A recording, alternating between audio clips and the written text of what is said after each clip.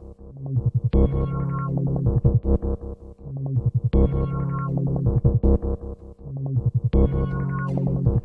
sommes à l'aube d'une révolution sans précédent. Je savais que j'aurais dû en acheter il y a 5 ans. C'est pas utilisé par les criminels, ça? L'impact environnemental est loin d'être négligeable.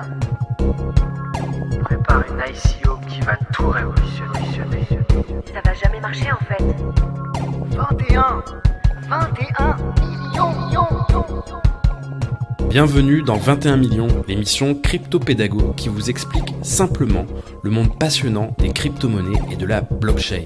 Je suis Grégory Raymond, crypto-journaliste pour le magazine Capital. Aujourd'hui, j'ai eu envie de m'attaquer aux cryptos qui ont l'ambition de révolutionner le secteur bancaire. Alors quand je vous dis ça, je ne pense pas du tout au Bitcoin car son protocole est davantage conçu pour s'en servir comme une réserve de valeur numérique. Je fais surtout allusion à des projets comme Ripple, Stellar ou le JP Morgan Coin, une crypto présentée début février par la toute première banque américaine et qui entend bouleverser le transfert de fonds. Alors pour parler de tout ça, je suis ravi de recevoir Mark Zeller, qui est analyste pour le courtier CoinHouse et qui connaît ce sujet sur le bout des doigts. Derrière les crypto-monnaies bancaires, il y a la volonté de régler un problème récurrent.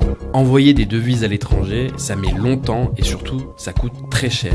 Il faut des chambres de compensation, de multiples intermédiaires. C'est donc là que la technologie blockchain débarque pour remplacer les modèles existants. Mais la révolution bancaire viendra-t-elle vraiment de là ?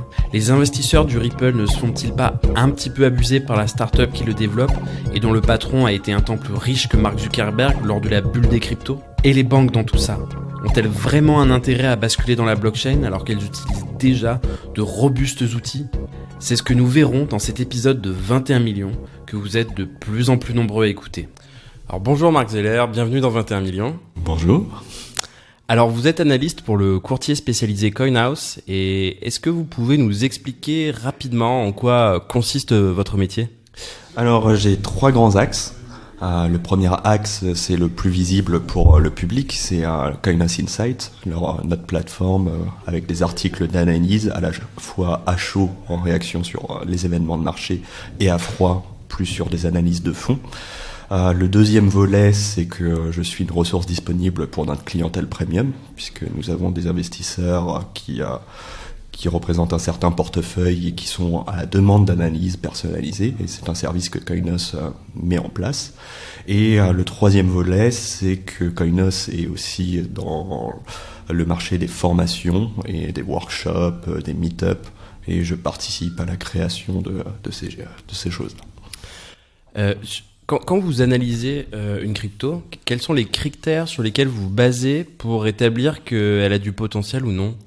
Alors, que ce soit pour nous ou en général, il faut bien comprendre qu'il faut distinguer la crypto se base sur quelque chose qui est relativement différent des marchés traditionnels, c'est-à-dire qu'on peut avoir une technologie, un produit et un service qui est de qualité, mais les cryptos ont aussi des crypto-actifs, c'est-à-dire des tokens, que ce soit des ERC20 sur Ethereum ou des tokens natifs comme le Bitcoin par rapport à la blockchain Bitcoin.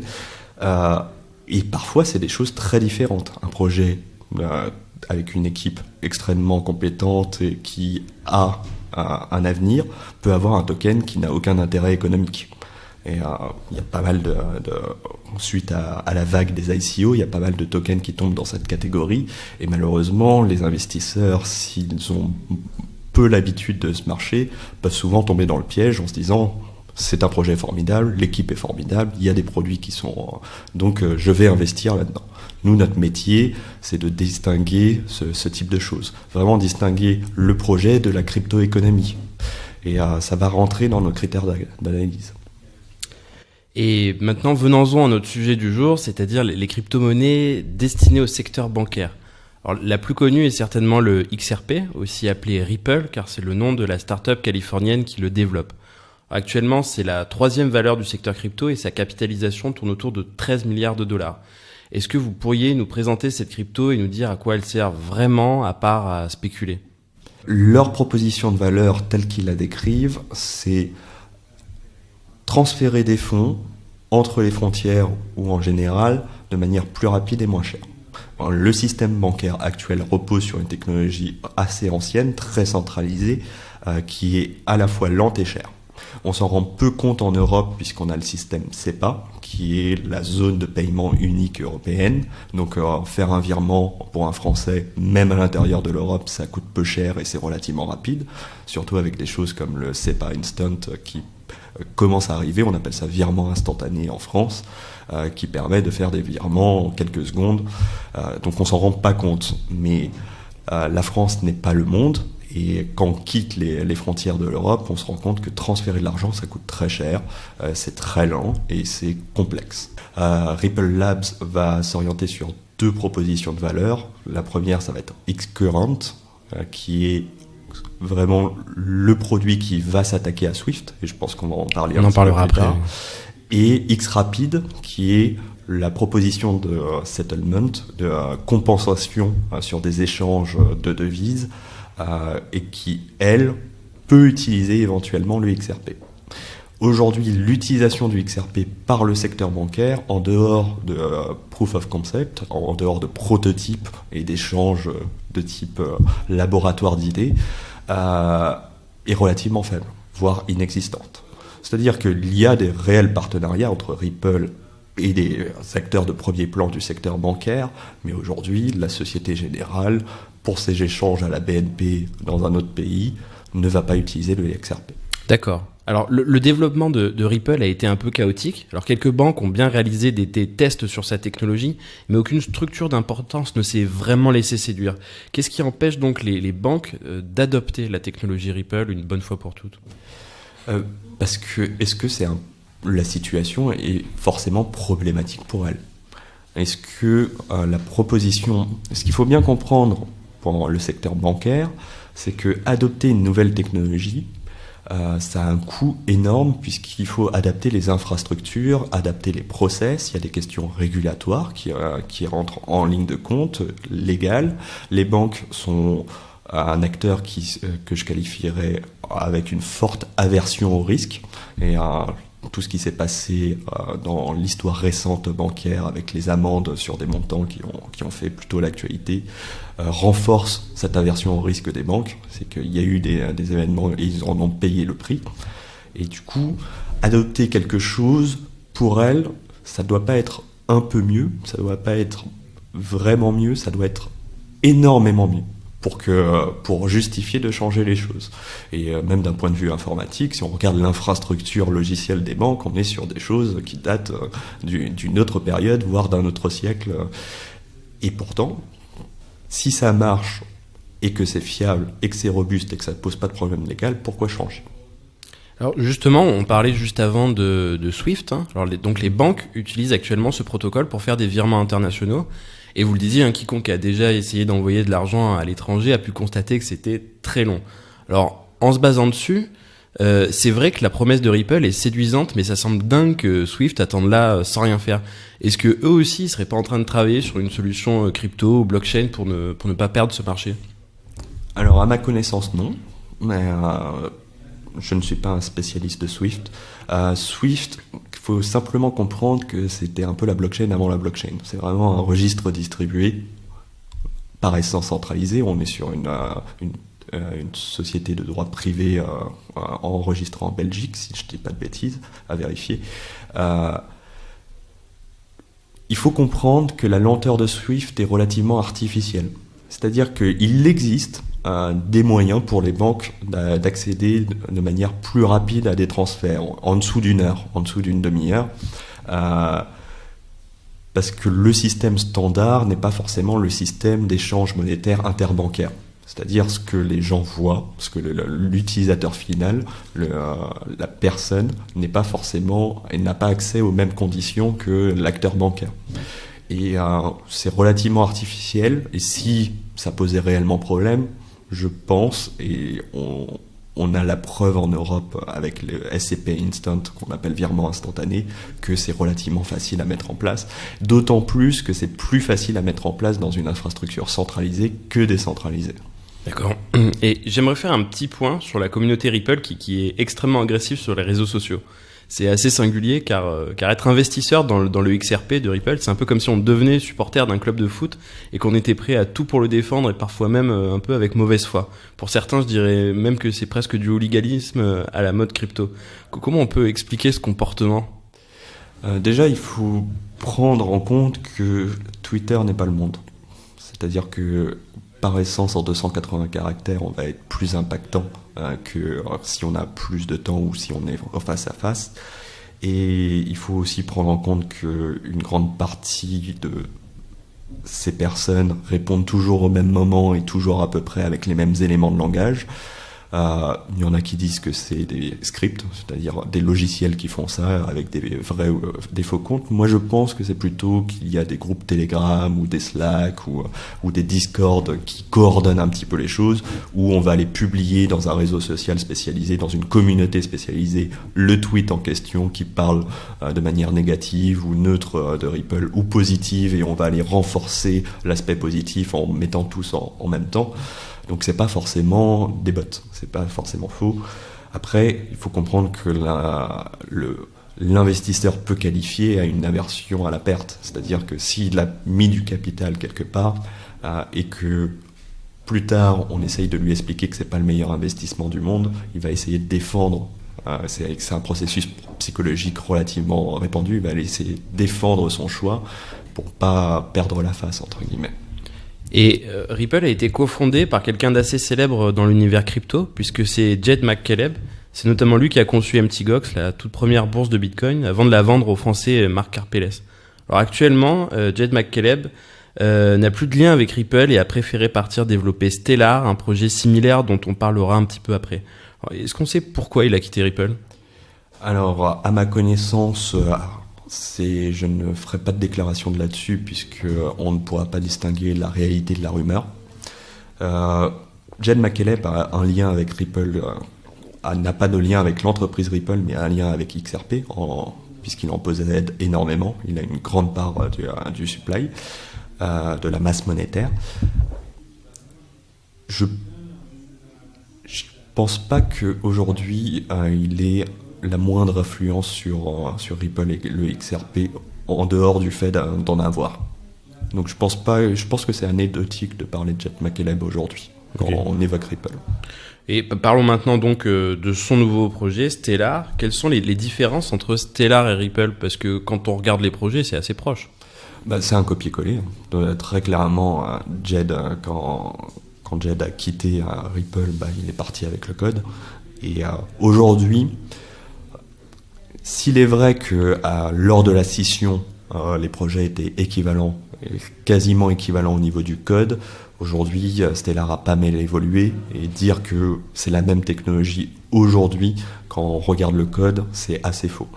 Par contre, on est sur les mêmes principes, on est sur la même proposition de valeur. Stellar, c'est une fondation, donc à but non lucratif. Bon, Rolex est une fondation aussi, donc à relativiser. Mais on est sur les mêmes plates-bandes, bien sûr.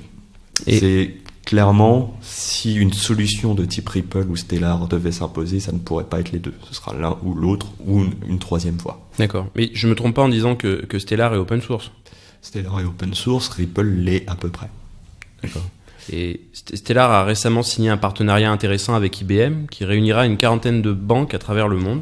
Est-ce qu'on peut dire du coup que Stellar mène un peu mieux sa barque que Ripple actuellement ? Alors je pense que les deux sont forts en communication. C'est-à-dire que quand on va aller... cette fameuse news qui a pas mal agité le marché du XLM, qui est le token de Stellar, on est clairement dans l'ancienne et encore... mais c'est plus difficile pour Ripple de continuer de faire ça, dans la politique de communication en disant on a plein de partenariats, on est implémenté partout, on a 15 des 40 plus grandes banques chez nous. Quand on regarde dans le fond des choses, on voit que c'est des accords de Memorandum of Understanding, que je ne saurais pas traduire, mais qui sont peu engageants. C'est-à-dire... on s'apprécie, on envisage peut-être un jour un avenir pour travailler ensemble, mais plus on gratte, plus on se rend compte qu'il n'y a pas grand-chose. Donc dire que Stellar est sur le point d'être adopté par toutes les banques, je pense que c'est comme les gens qui disent que Ripple fait exactement la même chose. Il faut prendre un petit peu de recul. Et on est sur de la communication. D'accord. Et il y a quand même quelque chose d'important à souligner, c'est que les investisseurs du XRP ou donc du XLM de Stellar achètent souvent ces cryptos comme s'ils investissaient dans les actions des entreprises. Or, leurs protocoles peuvent très bien fonctionner avec des monnaies traditionnelles et il est très probable que leurs crypto-monnaies ne servent jamais à grand-chose. Pensez-vous aussi que beaucoup d'investisseurs ont une mauvaise analyse sur ces cryptos quand ils investissent dedans ? Je ne dirais pas qu'elle est mauvaise, je dirais qu'elle est moins informée que nécessaire. C'est-à-dire que c'est extrêmement complexe. On a parlé de la XRP Army tout à l'heure.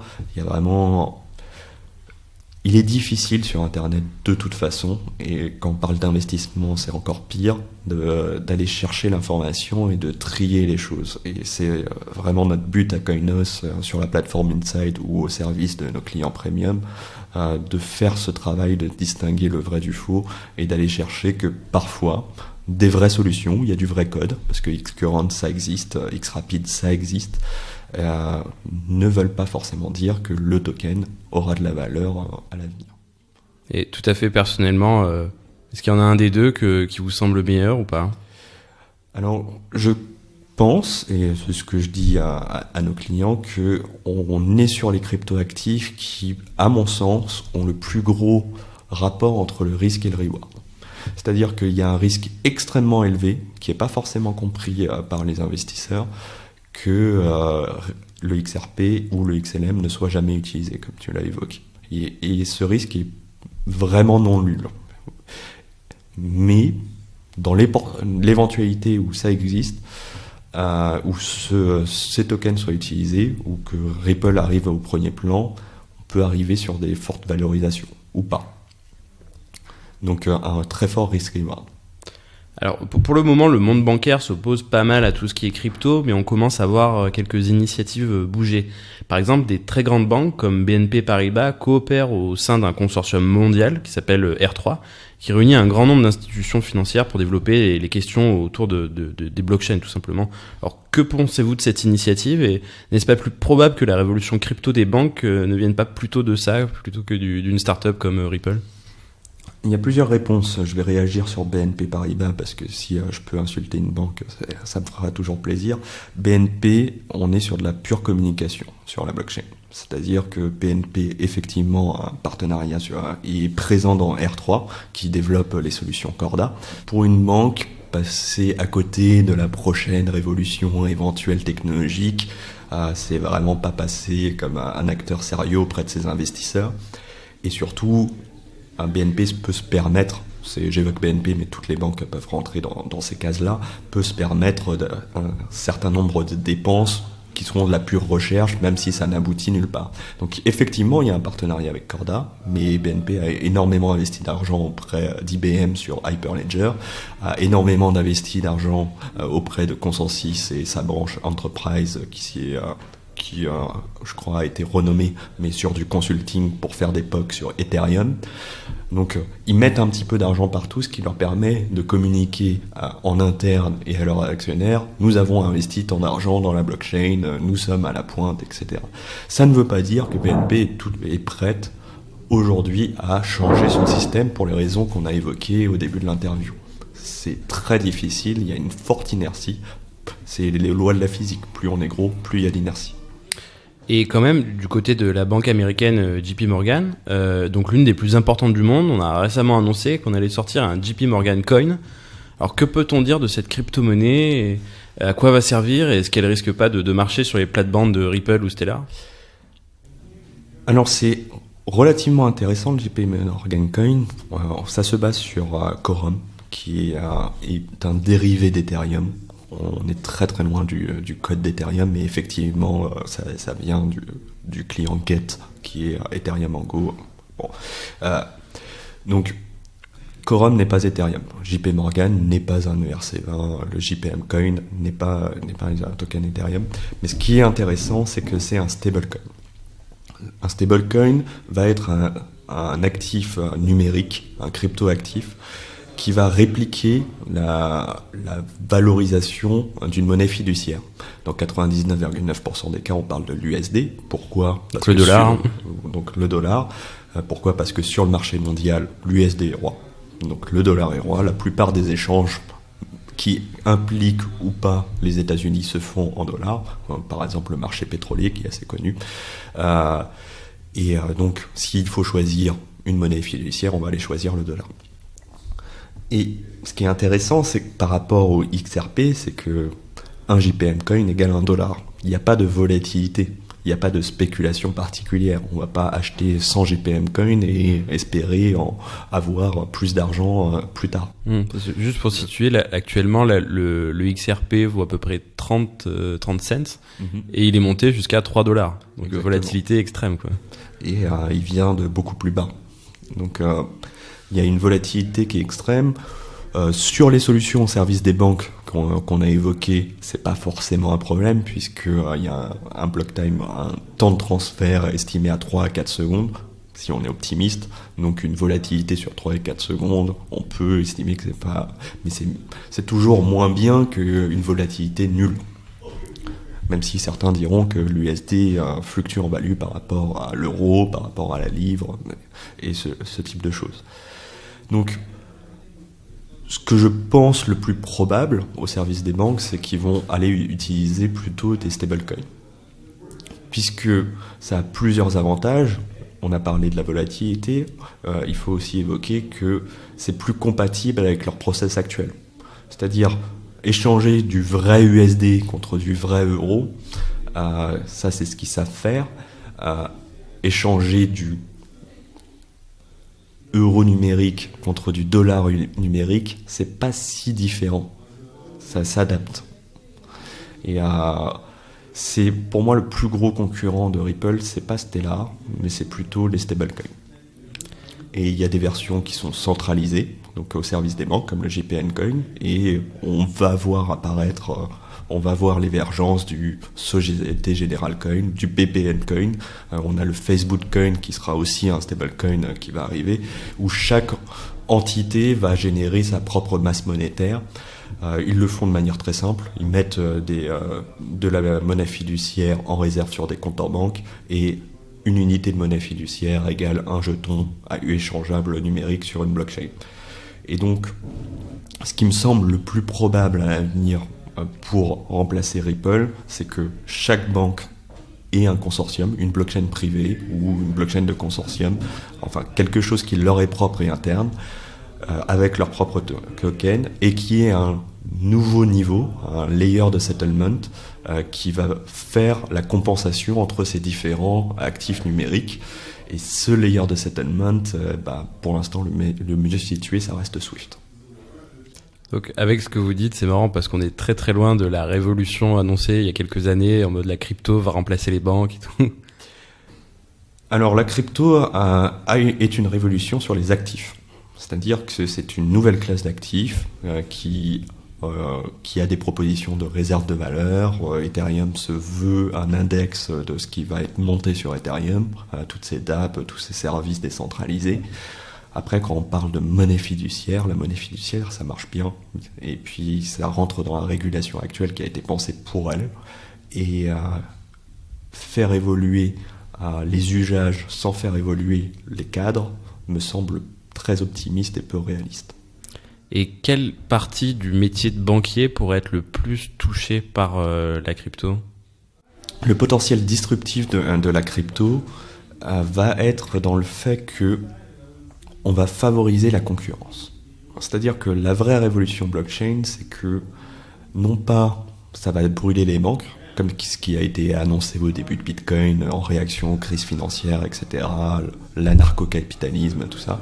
On va pas brûler les banques. Par contre, il va être beaucoup plus simple d'être une banque, ou en tout cas, si on peut pas être une banque d'un point de vue régulatoire, d'offrir des services pseudo-bancaires. Donc du prêt, de l'assurance, etc. Et la théorie économique nous apprend que plus il y a de concurrence et plus on accède facilement à un marché, on accède facilement à la possibilité de proposer des services, plus le consommateur y gagne. Donc je pense que la vraie révolution va se placer là. Remplacer les monnaies fiduciaires, elles ont un intérêt. L'inflation, tout le monde pleure dessus, mais il y a aussi un intérêt économique. Et c'est pas pour rien que si on en veut peu, on en veut quand même un peu. Et l'objectif, par exemple, de la BCE, qui est extrêmement connu par les Français, c'est près de 2%. C'est pas moins de 2%, c'est près de 2%. Et il y a des raisons économiques à ça. Il y a même des cryptos qui acceptent l'inflation. Il y a le projet Tezos, par exemple, qui a une inflation qui est plus ou moins optionnelle, si on stake ses Tezos ou pas. Ethereum aura une inflation. Et Bitcoin est sur une autre proposition de valeur, sur la réserve de valeur, sur l'or numérique. Et donc, ça se justifie un peu plus qu'il n'y ait pas d'inflation sur Bitcoin. Et étant donné qu'on vous a sous la main, quels sont selon vous les cryptos qui ont le plus de potentiel actuellement ? Il faut définir potentiel. Quelles sont vos valeurs préférées, tout simplement ? Mes valeurs préférées sont... en fait, il y a 2 grandes catégories. Elles répondent toujours au profil de l'investisseur et son aversion ou pas au risque. C'est-à-dire qu'une personne qui arrive sur le marché des crypto-actifs aujourd'hui, je vais l'orienter toujours sur Bitcoin. Puisque Bitcoin était là il y a 10 ans, et je suis prêt à parier que Bitcoin sera là dans 10 ans. Et qu'il y a peut-être moins de risques et moins de reward. C'est-à-dire qu'il n'y a que 2 manières de gagner de l'argent. La première, c'est de travailler, et la seconde, c'est de prendre un risque. Toute personne essayant de vous dire qu'il y a une troisième manière est en train d'essayer de vous voler. Et malheureusement, cette règle n'a pas d'exception. Donc, oui, il y a des crypto-actifs qui sont déjà une classe d'actifs très risquée, avec une forte volatilité. Il y en a qui vont proposer peut-être un rendement moindre, mais qui auront un risque moindre. Les gens qui ont plus d'aversion au risque, aujourd'hui, j'irais les tourner plutôt sur Maker, qui a une très grande proposition de valeur, le MKR token, qui est là pour générer de la monnaie fiduciaire programmable. Donc le stablecoin DAI reproduit la valorisation du dollar et c'est l'un des projets les plus intéressants. Et le Maker Token a une crypto-économie qui est relativement intéressante et bien pensée. Après, il y a de nombreux projets et j'invite les gens à rentrer en contact avec Coinos et on se fera un plaisir de les recevoir. Merci beaucoup Marc pour votre participation à 21 millions. Merci. Merci beaucoup à Marc Zeller pour sa participation à 21 millions. Merci également à Ezad qui a composé le générique. Vous pouvez retrouver leurs références dans la description et les précédents épisodes sur SoundCloud, iTunes, Spotify, Deezer et YouTube. N'hésitez pas à mettre un petit commentaire sur ces plateformes, c'est ça qui contribuera à faire grandir 21 millions. Vous pouvez également me contacter sur Twitter, Grégory_Raymond, pour me suggérer le thème ou la personnalité que vous souhaiteriez entendre au prochain épisode. À bientôt!